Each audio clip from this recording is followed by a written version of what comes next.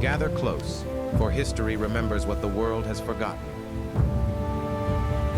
When most people hear the name Macbeth, they see blood-soaked hands and hear the whisper of murderous ambition.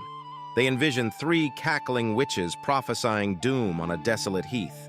They think of a crown stolen through treachery, a throne built on bones. But what if I told you that nearly everything you think you know about Macbeth is wrong? Wait, what do you mean wrong? The real Macbeth was no villain. He was Macbethad MacFindlich, King of Scotland for 17 years, ruling from 1040 to 1057, a successful monarch who brought stability to a fractured realm. The man Shakespeare transformed into literature's most infamous usurper was, in historical fact, quite possibly one of Scotland's more legitimate kings. To understand the real Macbeth, we must first understand the Scotland he inherited. This was the 11th century, a land of competing clans and shifting allegiances. Kings weren't crowned by divine right, but earned their thrones through strength, cunning, and political marriage. King Malcolm III ruled Scotland when Macbeth was born around 1005. The kingdom stretched across territories that often resembled independent fiefdoms more than a unified nation. Power flowed to those who could command loyalty and project strength across these rugged lands. So this was basically like Game of Thrones? More brutal, actually. In medieval Scotland, succession wasn't automatically hereditary. The crown often went to the strongest claimant who could unite the fractious nobility. Macbeth had royal blood through his mother, connecting him to the ancient Pictish kings. His wife Gruoch brought even stronger claims to the throne. Now about King Duncan, Shakespeare's gentle, elderly victim. The historical Duncan was young, probably in his 30s, and far from beloved. He was an ineffective ruler whose military campaigns had resulted in humiliating defeats. Hold on. So Duncan wasn't this sweet old king? Far from it. Duncan's attempt to expand southward into Northumbria had ended in disaster. His reign was marked by military failures and growing discontent among the nobility. By 1040, many Scottish lords viewed Duncan as a liability to the kingdom's stability and security. When Macbeth killed Duncan in battle near Elgin in 1040, it wasn't midnight assassination in a guest bedroom. It was open warfare between rival claimants to the throne. Duncan died as a warrior king should, weapon in hand, facing his challenger. Macbeth had won the crown through combat, not through treachery. And then there's Lady Macbeth, or rather, Queen Gruoch. Shakespeare's guilt-racked, power-hungry manipulator bears no resemblance to the historical queen. The real Gruoch was likely a capable partner in governance, not a murderous schemer. So no outdone spot scenes?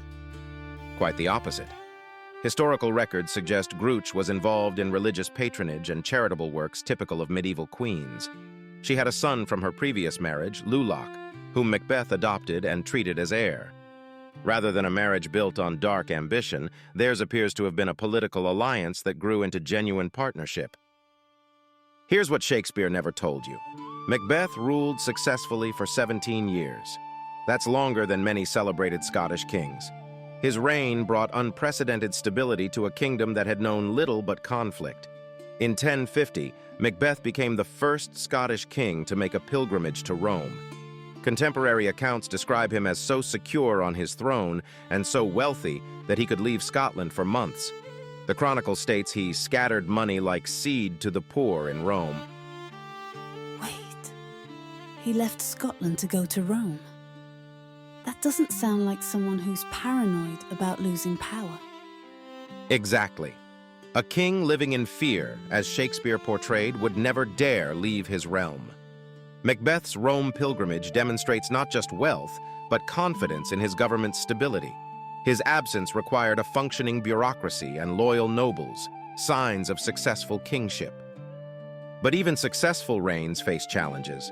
Duncan's son Malcolm had spent years in exile at the English court, gathering support. By the 1050s, Malcolm Canmore, Malcolm Big Head, was ready to reclaim what he viewed as his father's throne. This wasn't the supernatural inevitability of Shakespeare's prophecies. It was geopolitics, England supporting a claimant who would be favorable to English interests. Macbeth faced what many successful medieval kings eventually confronted, a younger challenger backed by foreign power. So Malcolm came back with English help. Precisely. Earl Siward of Northumbria provided military support, seeing opportunity to extend English influence northward. Malcolm wasn't just a returning prince, but the spearhead of English expansion into Scotland. In 1054, the armies met at Dunsinane Hill, not the castle of Shakespeare's imagination, but an ancient hill fort that had seen centuries of warfare. Macbeth, now in his 50s, took the field as he had throughout his reign, personally leading his forces. The battle was ferocious and costly. Siward's son fell in the fighting along with many English nobles, but when the dust settled, Malcolm's forces controlled the field. Macbeth retreated, wounded but alive. His 17-year reign effectively ended.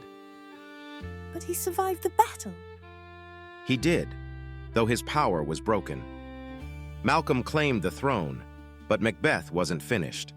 For 3 more years, he maintained resistance in the Northern Highlands. In 1057, at Dunsinane, the old king finally fell in his final battle. Here's where myth began replacing history. Malcolm's reign needed legitimacy, and nothing legitimizes a conquest like demonizing the predecessor. Contemporary records were altered, Macbeth's achievements minimized or erased entirely. The English chroniclers, naturally sympathetic to Malcolm, portrayed Macbeth as a usurper. Over generations, the successful 17-year reign became transformed into a tale of illegitimate tyranny. Each retelling added new layers of villainy to Macbeth's character. So basically, history is written by the winners. In this case, absolutely. Later Scottish chroniclers, writing centuries afterward, had only these corrupted sources. By the time Raphael Holinshed compiled his chronicles in the 16th century, the propaganda had become accepted history, and it was Holinshed's version that Shakespeare used as his source material. When William Shakespeare wrote Macbeth around 1606, he wasn't trying to write history. He was crafting entertainment for Jacobean audiences, hungry for supernatural thrills and moral lessons. More importantly, he was flattering King James I, who claimed descent from the historical Banquo. Shakespeare added the witches, borrowed from classical mythology and contemporary witch trial hysteria. He compressed 17 years of successful rule into a few months of paranoid tyranny. He transformed Queen Gruoch into the manipulative Lady Macbeth, sleepwalking through guilt-induced madness. But why make such drastic changes if he was using historical sources? Drama demands conflict, and 17 years of peaceful prosperity doesn't make compelling theater. Shakespeare needed supernatural elements, rapid pacing, and moral clarity. The historical Macbeth's legitimate claim to the throne complicated the narrative of good versus evil that Renaissance drama required. So what evidence do we have for the real Macbeth? Contemporary chronicles, though often written by enemies, still reveal details of his successful reign. Archaeological evidence shows prosperity and church construction during his era. Genealogical records demonstrate his legitimate claim through both paternal and maternal lines. His pilgrimage to Rome, recorded in multiple sources, indicates both wealth and piety. No contemporary source describes him as the paranoid tyrant of later legend. Instead, we see evidence of a king who maintained both domestic stability and international relationships. Are there any contemporary sources that actually praise him? The Annals of Tigernach, written in Ireland, describe him favorably. Religious foundations he supported left grateful records. Even hostile English sources inadvertently reveal his effectiveness. They couldn't claim he was weak while simultaneously explaining why it took years to defeat him. Queen Gruoch deserves particular rehabilitation. She was likely an educated woman who participated meaningfully in royal administration. Her son Gruoch briefly succeeded Macbeth, suggesting she maintained political influence and respect. The contrast between historical Gruoch and Shakespeare's Lady Macbeth reveals how completely literature can overwrite history. Where the play shows murderous ambition, history suggests conventional royal duties and religious observance. It's almost like they were completely different people. They essentially were. Centuries of literary tradition created an entirely fictional character wearing the real queen's name. Modern historians face the challenge of excavating the real woman from beneath layers of dramatic interpretation. The historical Macbeth's actual legacy was impressive. 17 years of stability in medieval Scotland was no small achievement. His reign saw economic growth, religious development, and cultural flourishing. Later, Scottish rulers would have done well to match his longevity and success. By objective measures of medieval kingship, length of reign, domestic peace, economic prosperity, religious patronage, Macbeth ranks among Scotland's more successful monarchs. But Shakespeare's version proved more memorable than historical reality. How did Shakespeare's version become so much more famous than the real story? Theater reached mass audiences. Historical chronicles reached only scholars. Shakespeare's play was performed repeatedly, translated, adapted, and exported globally. By the time formal education became widespread, Shakespeare's version was already embedded in cultural consciousness. This demonstrates something profound about how historical memory works. A compelling narrative can completely overwrite historical reality and popular consciousness.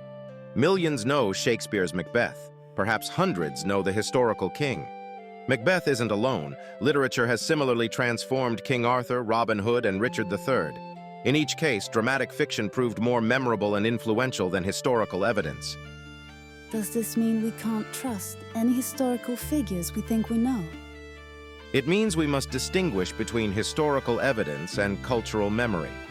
Every generation reshapes the past to serve contemporary needs and values. The Macbeth we think we know reveals more about later periods: Shakespeare's England, Victorian moral concerns, modern psychological interests, than about 11th century Scotland. Recent historical scholarship has begun rehabilitating the real Macbeth. Scholars increasingly recognize the disconnect between evidence and reputation. Scottish heritage sites now attempt to present more balanced views of their medieval king. But Shakespeare's version remains dominant in popular culture. Every new production of the play reinforces the fictional Macbeth in public consciousness. So we're stuck with the fictional version. Perhaps that's not entirely tragic.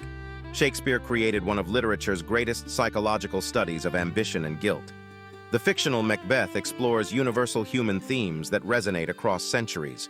We can appreciate Shakespeare's artistic achievement while also recovering historical truth. The real Macbethad MacFindlich deserves recognition as a capable medieval king. Shakespeare's Macbeth remains a masterpiece of dramatic art, exploring timeless themes of ambition, guilt, and the corrupting nature of power. Both have their place in human understanding, but we should know which is which. Our story ends here, but the echoes of the past continue. Your voice guides where we travel next. Leave a comment with the events or figures you'd like to explore, and subscribe to join this growing fellowship of medieval storytellers.